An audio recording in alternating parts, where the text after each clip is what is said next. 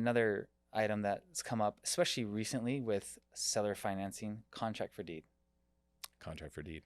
There's That's a a lot. dirty word, a dirty phrase. It does. So you've got a lot of these investors, and there's a lot of different names for this. Mm-hmm. Different options for special financing, right? Yeah. Special financing, seller financing. You have, contract for deed. There's a lot of other names given depending on the industry that you're in. What is contract for deed? Because this is one that gets people into trouble. Yeah, this is and gosh, we could talk hours about this, but we'll try to give you the Reader's Digest version. Let's rewind the clock. Let's go back in history to the early 80s when interest rates got out of control. The savings 17 to like 19%. high teens, Mm-hmm. and getting a mortgage just didn't make sense because you couldn't afford the payment, And so agents needed to get creative as far as being able to sell properties. So they ended up doing seller finance. Okay. And seller financing is where the seller carries the loan. Okay. But usually it entails an all-inclusive deed of trust. So there's an underlying mortgage that already exists in place.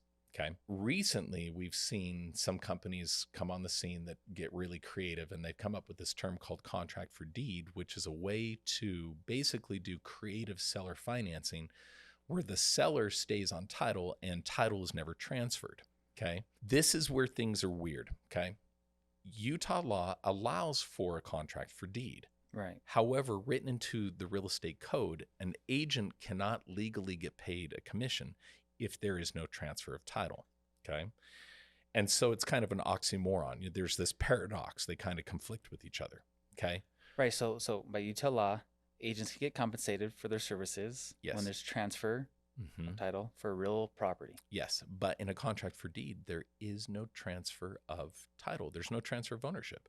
It's like a glorified rental agreement if you really, really, really look at it. Now, I know a lot of people would disagree with that, especially those who love contract for deed. Anyway, long story short, we had an agent who was doing it and doing a lot of it. We ran into some potential legal issues and we ran it past our legal counsel, and our legal counsel came back and said, you really shouldn't be doing this. You should just be doing standard seller financing. Well, the agent that was doing it came to us and said, well, I can't do standard seller financing because most of those mortgages that the sellers have a due on sale clause. Right. And that basically what that means is that if you sell a property, the seller is going to be required to pay back all of their mortgage at once, potentially. So the bank could call current the current loan. So the loan could be called due. You have to pay the remaining balance of the property. They could. Doesn't mean that they will, but it is in their documents that you agree to. Like they can call it current or pay off. And truth of the matter is there's a lot of emotion tied to this. And that's why contract for deed is being pushed. Now, our company does not allow it. We have a policy where because of some of the legal issues that we saw and the legal counsel that we received, we just tell our agents, do a standard seller financing. The likelihood of a mortgage company calling that loan due is minimal. Right. It's minimal because as long as the loan is being paid, you can rest assured that you're not going to have issue. Well, I've actually done quite a few of these seller finance deals, and they turn out. I've done assumptions, which assumptions are a huge headache, but seller finance is not that much of a headache. But people call them wraparound loans too. Like you're wrapping around the whole loan that's current and then adding on different terms. But with seller finance, usually they turn out pretty well. Yeah.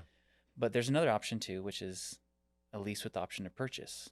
Exactly. And you can actually do all that you're doing with a seller finance or with, a contract for deed with a lease with the option to purchase. Yes. You're setting all the same terms and parameters, but it gives you better protections. And it is a transfer of real property. Exactly.